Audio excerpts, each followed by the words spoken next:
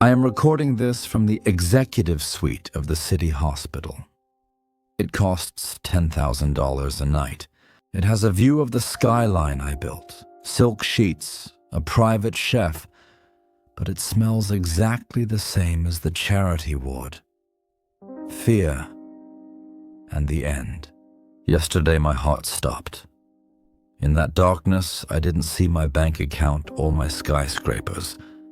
I saw nothing. Just cold, empty silence. I have $800 million, but I couldn't buy a single breath of air. When I woke up, the head surgeon was standing over me. He looked tired. I did what Arthur always does. I reached for my checkbook. My hand was shaking, but I signed a blank check. I pushed it towards him and whispered, "Fix me. Write any number you want. Just make me young again." The doctor didn't take the check.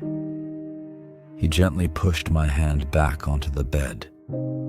He looked at me with something worse than anger. He looked at me with pity. He said, "Mr. Arthur, I can transplant a kidney. I can bypass a heart. But I cannot buy you more time. You are bankrupt, and the only currency that matters now."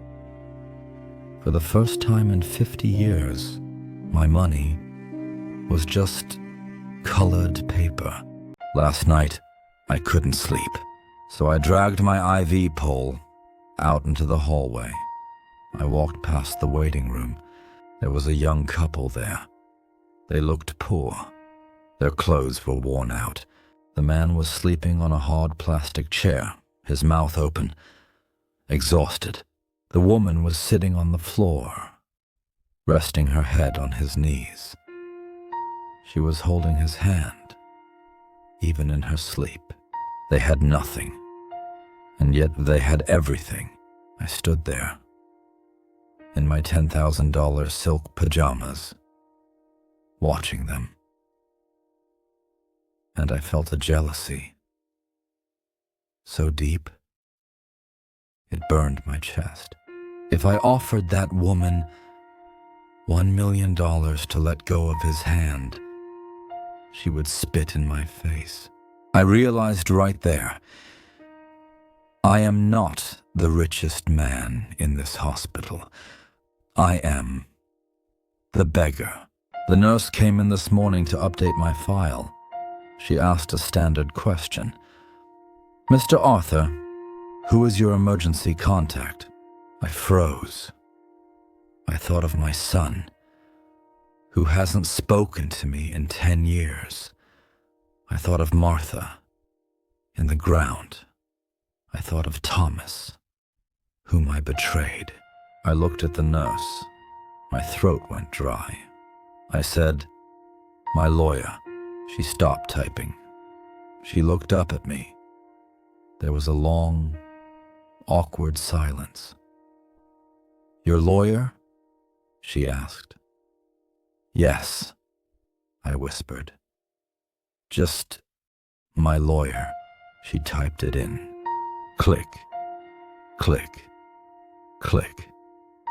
That sound was the sound of a wasted life. When you are dying, you don't want a lawyer. You want a hand to hold. There is a mirror in the bathroom. I avoided. But today, I looked. Who is that old man? Where is the Titan? Where is the legend? All I see is a decaying machine. I looked at my hands. These hands signed billion-dollar deals. These hands crushed competitors. These hands pushed everyone away. They say King Midas turned everything he touched into gold. That is not a blessing. It is a curse. Because you cannot hug gold. Gold is cold, hard, lifeless. I touched my life, and it turned to gold. And now, I am freezing to death, inside my own treasure chest. So, listen to me. Listen to the ghost in the VIP suite. Do not work late tonight. Go home. Kiss your wife, even if you are tired. Play with your son, even if you are busy. Call your friend, even if it's been years. Because one day, you will be in a room like this, and the machines will beep, beep, beep, and you will reach for a hand. Make sure that when you reach out, you don't just grab empty air.